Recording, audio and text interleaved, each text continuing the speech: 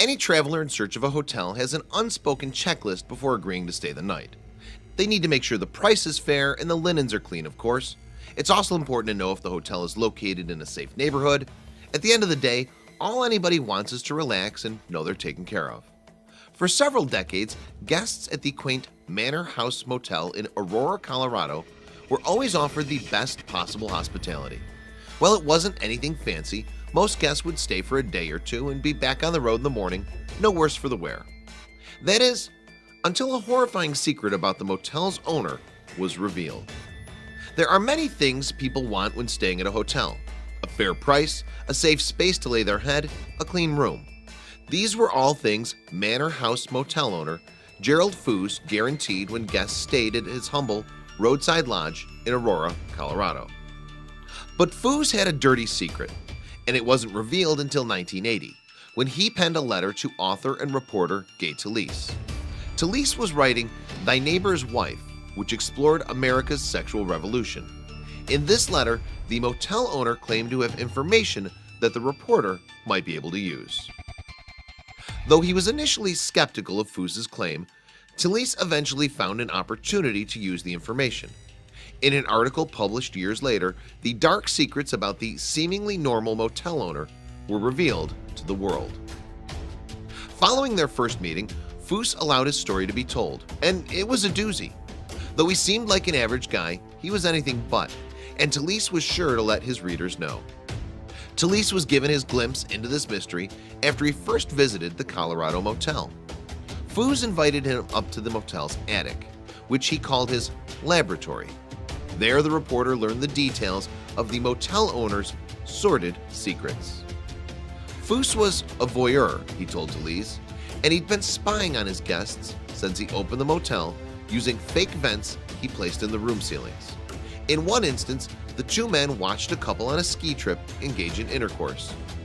I saw a naked couple spread out on the bed below, Talese later wrote in a story for the New York Times. The following morning, Foos presented Talese with a stack of yellow legal pads.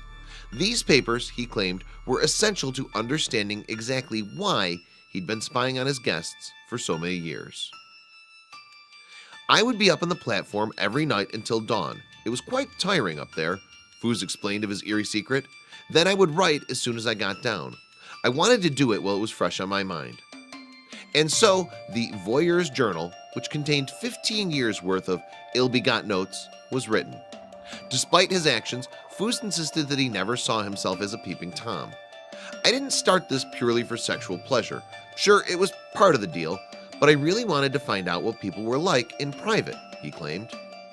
In these notes, which dated back to 1973, Foos had written an annual report he claimed attempted to identify social and cultural trends. In it, he cataloged all sorts of intimate details of people's lives. For example, Foos had an affinity for categorizing his guests based on the strength of their libido.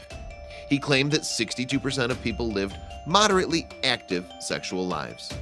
12% of all observable couples at the hotel are highly sexed, and 22% had a low libido. Foos' notes, however, didn't only detail guests' sexual exploits, but other strange behaviors as well. In one instance, he claimed to have been a witness to an actual murder, which he never reported to the authorities. I used to strike up conversations with people deliberately, and they would seem so pleasant, he stated. Then, behind closed doors, it was often the nice one that behaved the worst. People are liars, and society is so corrupt, he said, somewhat ironically, considering his own behavior.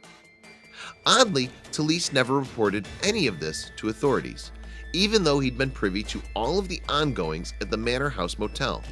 Instead, the two maintained a correspondence over the following years.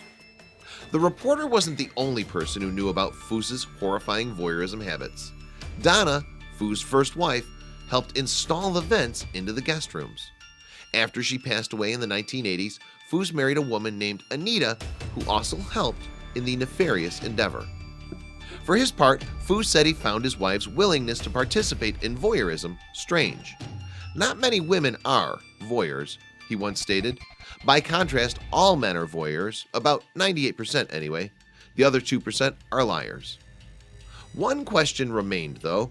Why had the reporter waited so long to publish such an incendiary story? Turns out, Foos had made him sign a non-disclosure agreement when they first met. It maintained Talise's silence until the statute of limitations on Foos' alleged crimes expired. When Talise finally published Foos' story, titled The Voyeur's Hotel, a number of people noticed holes in the story. For instance, one reporter discovered that Foos hadn't owned the motel during a portion of the story. Soon, people began to wonder about the murder Foos claimed to have witnessed. Authorities and the local coroner's office had no record of such a crime happening during the time Foos made his claim. They also found it to be an odd thing to lie about, since Foos could have been charged as an accessory to murder. Readers were confused about Foos' motives for wanting his story published. Was it for fame or attention? One thing was certain, however, he violated thousands of innocent people over the years. What a bizarre and eerie story. There's no getting around it. This guy seriously violated the privacy of the very people who trusted him, and that is unforgivable.